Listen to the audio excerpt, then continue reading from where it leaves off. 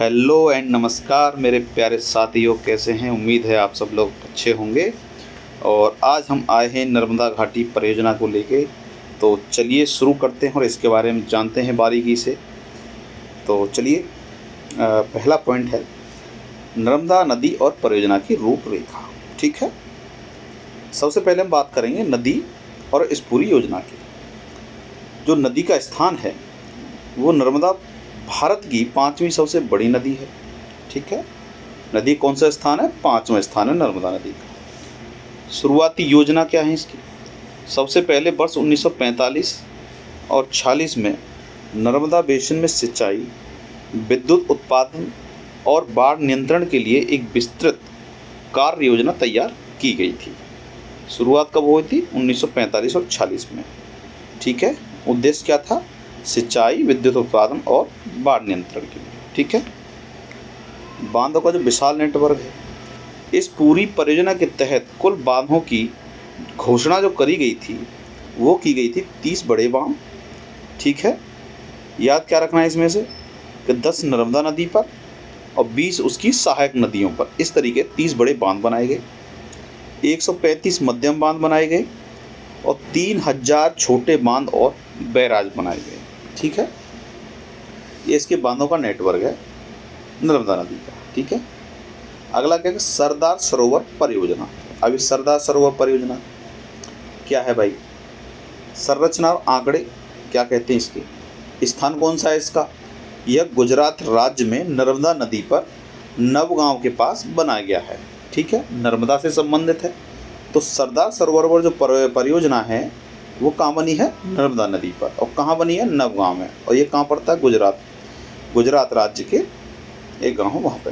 ठीक है, इसकी ऊंचाई क्या है भैया? आधार तल से इसकी जो ऊंचाई है 163 मीटर है। किसकी? सरदार सरोवर परियोजना की। ठीक है, इसका पूर्ण जलाशय स्तर क्या कहता है?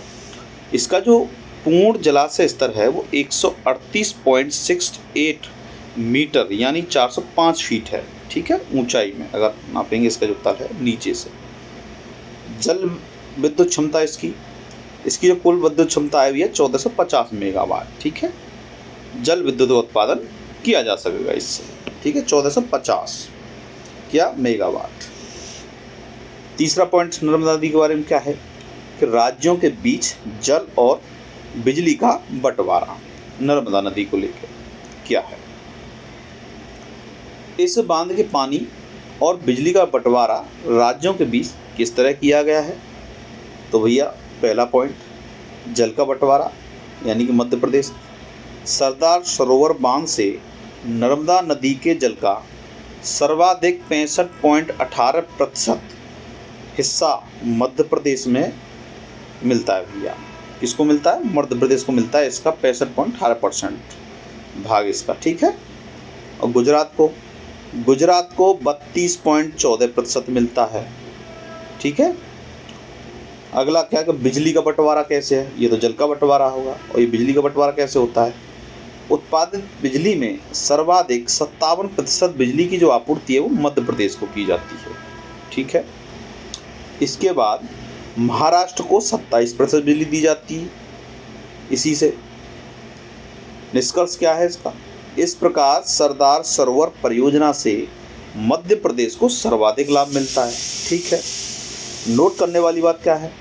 सरदार सरोवर परियोजना से लाभान्वित होने वाले राज्यों में मुख्य रूप से 4 राज्य शामिल हैं: गुजरात, राजस्थान, महाराष्ट्र एवं मध्य प्रदेश। ठीक है, अगला क्या है कि पर्यावरण आंदोलन, नर्मदा बचाओ आंदोलन। ये क्या है? इतनी बड़ी परियोजना के कारण जब जमीन और जंगलों के डूबने की समस्या आई तो इसके विरोध में आंदोलन शुरू हुए। इस इतिहास को क्रोनोलॉजिकल यानी क्रमवार समझिए आप कि किस तरीके से। फरवरी 1986 में क्या हुआ?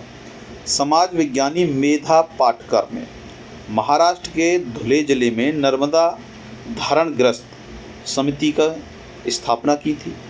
वर्ष 1989 में अनेक स्थानीय संगठनों के विलय के साथ इस संगठन का जो नाम बदलकर नर्मदा बचाओ आंदोलन किया गया। एग्जाम में पूछा जाता कि इसका नेतृत्व किसने किया, तो इसका नाम याद रखिए भैया, ये है मेधा पाटकर। ठीक है, आगे इंदिरा सागर परियोजना। अब ये क्या है? नर्मदा नदी पर एक और बहुत बड़ी परियोजना है जिसे हम इंदिरा सागर परियोजना कहते हैं। अन्य नाम क्या है? इस नर्मदा सागर परियोजना भी कहा जाता है। किसे? इंदिरा सागर परियोजना को नर्मदा सागर परियोजना भी कहा जाता है। स्थान इसका कहाँ है? यह मध्य प्रदेश के खंडवा जिले में पुनासा गांव से 10 किलोमीटर की दूरी पर स्थित है। इसकी जो क्षमता है 1000 मेगावाट की स्थापित क्षमता वाली एक बहुउद्देशीय परियोजना है। सिंचाई क्षमता क्या है? 12.3 लाख हेक्टेयर के कृषि योग्य कमान क्षेत्र पर और 2.65 की वार्षिक सिंचाई शामिल है। ठीक है, अगला पॉइंट इसमें क्या है भैया? अन्य सहायक परियोजना और नदियाँ इससे जुड़ी क्या हैं? इस घाटी में केवल मुख्य नदी ही नहीं बल्कि इसकी सहायक नदियों पर भी कई प्रोजेक्ट पूरे हो चुके हैं। आइए उनकी हम लिस्ट बनाते हैं और उसे समझते हैं। पूर्ण हो चुके प्रोजेक्ट्स कौन से हैं? नर्मदा घाटी में तवा, बारना, कोलार, सुक्ता, मटयारी, मान प्रोजेक्ट और शहीद चंद्रशेखर आज़ाद परियोजनाओं का निर्माण पूरा हो चुका है। कुल सिंचाई क्षमता क्या है? इन सभी परियोजनाओं से मिलाकर 3,98,300 हेक्टेयर सिंचाई क्षमता अर्जित कर ली गई है। और तवा परियोजना, विशेष रूप से तवा परियोजना से 13.50 मेगावाट बिजली का उत्पादन किया जा रहा है। ठीक है, याद रखिए। अब आते हैं किस नदी पर कौन सा प्रोजेक्ट है। तो देखिए, मान परियोजना कहाँ है? ये है नर्मदा की सहायक नदी मान पर बनी हुई है। इसकी एक सहायक नदी है मान, जिस पर यह मान परियोजना बनी हुई है। शहीद चंद्रशेखर आज़ाद परियोजना, यह है आपकी हथनी नदी पर बनी हुई है। ठीक है, और यह है अगला अपर वेदा परियोजना। इसका जो निर्माण है वो वेदा नदी पर किया गया है। ठीक है, तो ये था आज का हमारा सेशन हो गया हमारा। और आप प्लीज़ हमारे चैनल को सब्सक्राइब करें, और अगर हमारी क्लास पसंद आती है तो कमेंट हमें ज़रूर करें, और अगर नहीं भी आ रही है तो भी हमें ज़रूर बताएं। हम इसको और सुधारने का प्रयास करेंगे। तो अपनी तैयारी को आगे चलते रहिए, बढ़ाते रहिए और 4 चांद लगाते रहिए। जय हिंद दोस्तों, प्यारे दोस्तों, नमस्कार।